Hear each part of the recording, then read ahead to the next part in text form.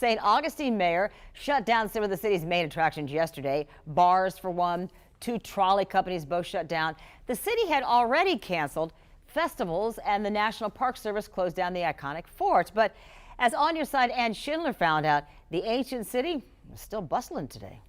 They canceled our cruise because of Corona. Everything's closed pretty much.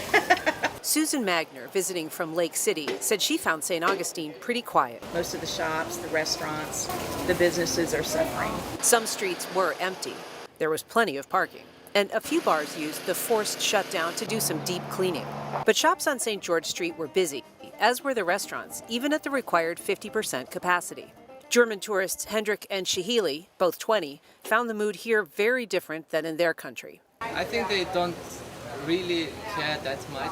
Like the young people especially. City Mayor Tracy Upchurch noted the paradox when he announced the closures on Tuesday. This feels a little counterintuitive. We have absolutely gorgeous weather. It's spring break for many colleges, for school districts. The beaches are beautiful, the weather's beautiful. The vast majority of people feel great. And so this is an odd experience for all of us.